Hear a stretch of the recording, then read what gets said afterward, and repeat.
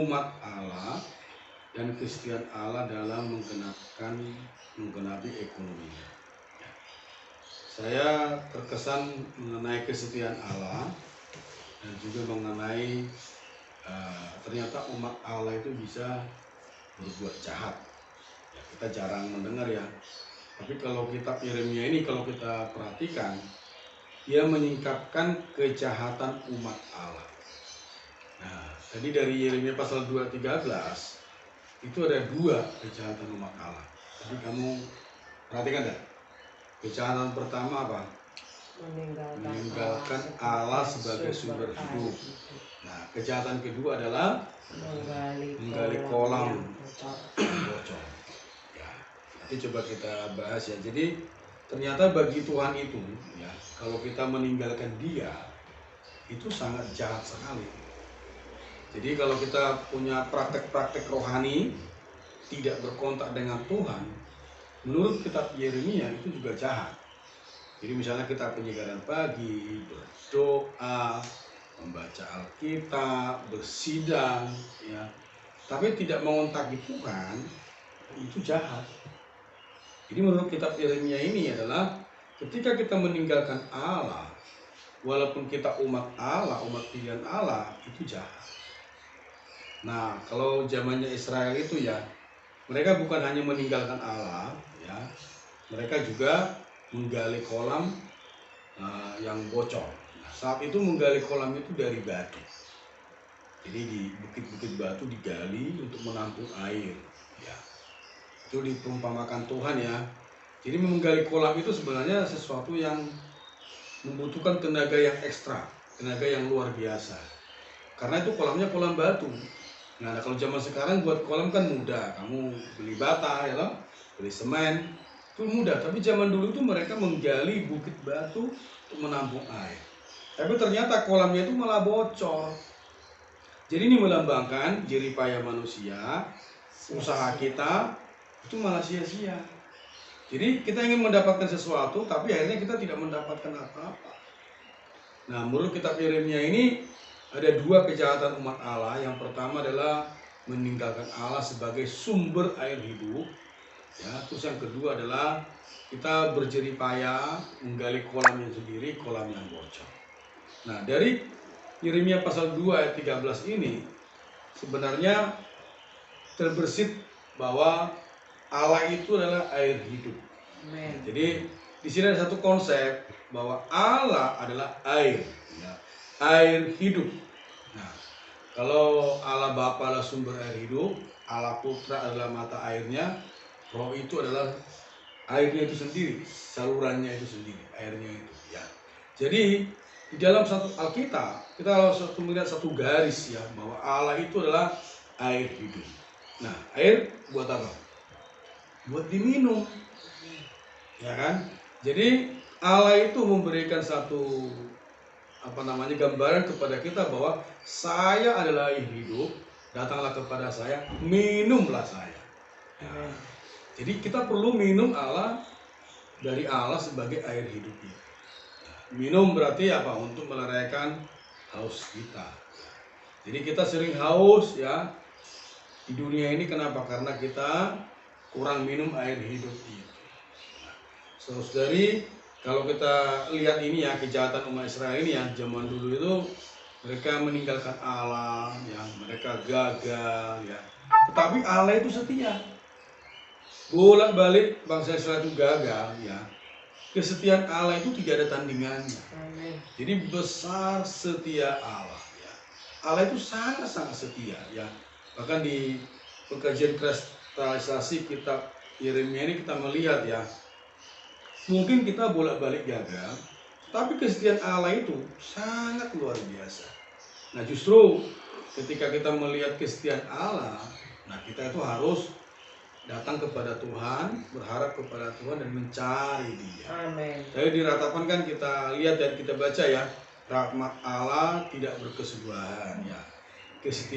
Kasih setianya tidak ada habisnya ya.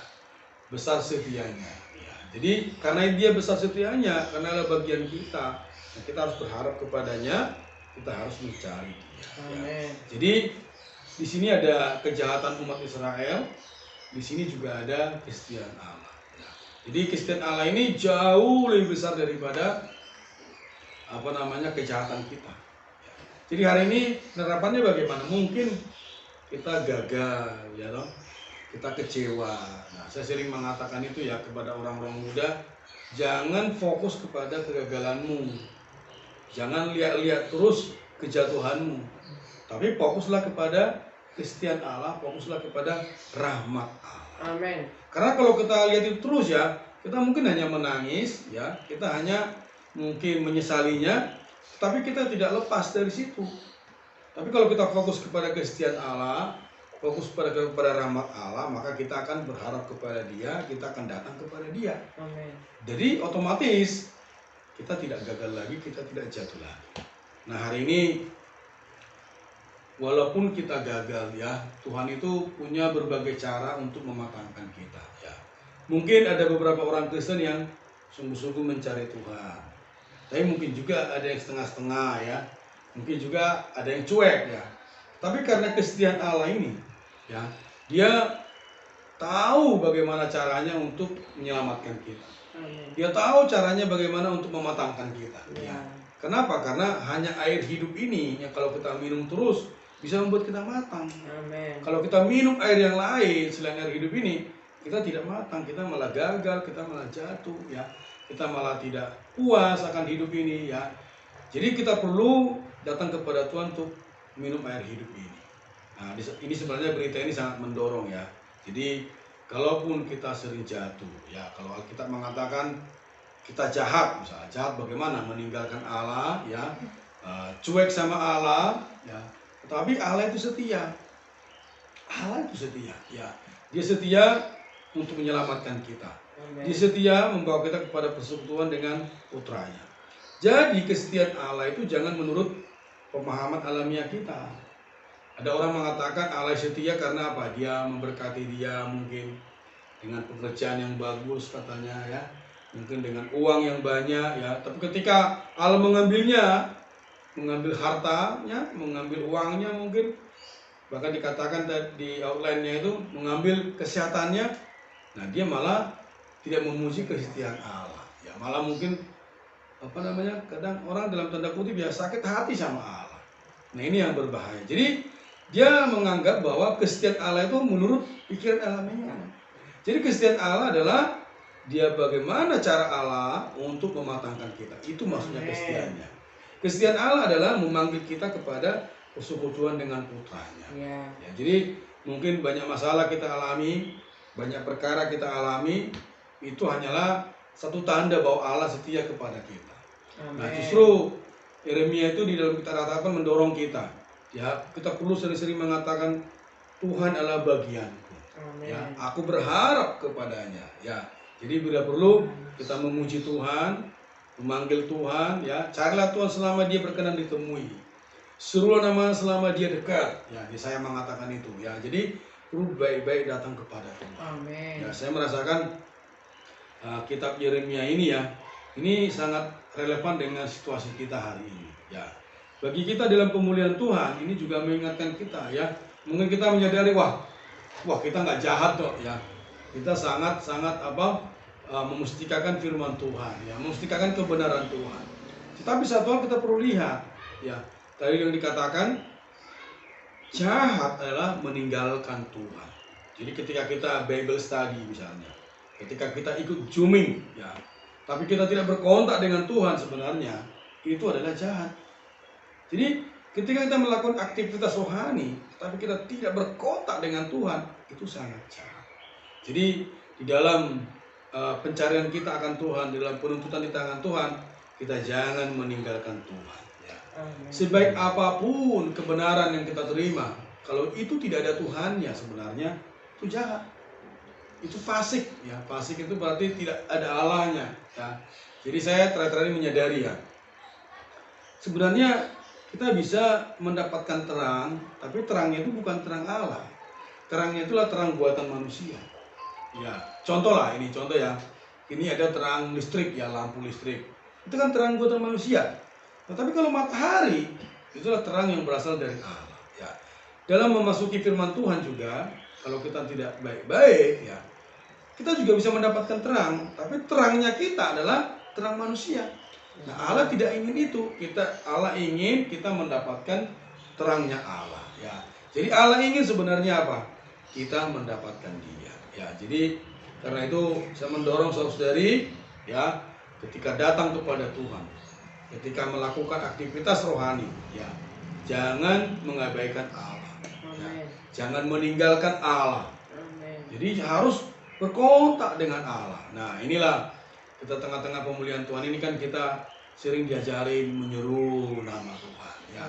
Sebenarnya menyeru nama Tuhan itu adalah minum Dia. Amen. Ya, ketika kita mengatakan oh Tuhan Yesus ya, sebenarnya itu minum Tuhan ya. Nah, berarti kita datang kepada Tuhan ya. Terus yang kedua, doa pendek-pendek ya. Oh Tuhan, terbuka kepadamu ya. Tuhan Yesus, itu kan doa pendek. Tuhan Yesus, nah itu minum Tuhan ya. Apapun yang kita lakukan sebenarnya bukan hanya aktivitas rohani ya, aktivitas fisik pun, baik bekerja, baik menyapu rumah, kan kita bisa nyeru nama Tuhan ya, bisa memanggil nama Tuhan. Oh Tuhan Yesus, nah itu menyeru nama Tuhan, kita minum Tuhan ya. Kita bersyukur loh ya, kita diberi nama ini ya. Coba kita nggak punya nama Tuhan, bagaimana kita memanggil Dia, bagaimana kita menyeru Dia, bagaimana kita minum Dia. Tapi kita diberi nama Tuhan ya, dengan sederhana bisa datang kepada Tuhan. Tuhan Yesus, amen. Jadi inilah kesetiaan Allah. Jadi Allah itu sangat-sangat setia ya. Jadi mungkin kita dalam tanda kutip jahat tadi ya, jahat itu jangan dipikir melakukan kejahatan, mungkin membunuh, mungkin menipu orang. Yang di sini bukan seperti itu maksudnya ya. Jahat di sini adalah, atau fasik di sini adalah kita meninggalkan Allah. Atau boleh katakan dalam pengalaman kita tidak minum Dia ya, kita minum yang lain ya, itu berarti kita jahat. Nah, semoga konsep kita diubah ya. Jadi oh Tuhan, ampuni kami Tuhan, amen. Supaya apa? Kita sering-sering berpaling kepada Tuhan. Amin. Ya, gitu ya. Amen. Jadi penyegaran pagi, mempersiapkan berita, atau mungkin mencuci piring ya, atau mungkin bekerja, nah harus minum Tuhan ya. Amin. Jangan minum yang lain ya. Jangan mengandalkan jerih payah kita ya. Jerih payah kita itu kalau Tuhan ting gitu ya bisa habis dalam sesaat ya. Jadi inilah mungkin bebannya untuk minggu ketiga ini ya. Jadi kesetiaan Allah perlu kita andalkan. Amin. Amin. Saya rasa cukup. Mari kita berdoa ya. Amin. Tuhan Yesus, kami berpaling kepadamu. Amin. Terima kasih Tuhan untuk firman-Mu pagi ini. Amin. Tuhan, Tuhan Yesus, kami kadang-kadang bisa jahat Tuhan. Ya. Kadang kami bisa meninggalkan Dikau. Amin. Tuhan, walaupun kami secara luaran tidak jahat, Amin. tapi ketika kami tidak datang kepadamu, Ya. ketika kami mengaibahkan Tuhan, Amin. Tuhan kami sungguh-sungguh jahat. Amin. Tuhan rahmatilah kami Tuhan. Ya. Kami berpaling kepadamu. Amin. Tuhan dapatkanlah saudari Solo Tuhan. Amin. Supaya kami tidak lupa akan Tuhan. Amin. Tapi kami minum Tuhan. Ya. Setiap hari Tuhan mengambil Dikau. Amin. Terima kasih Tuhan.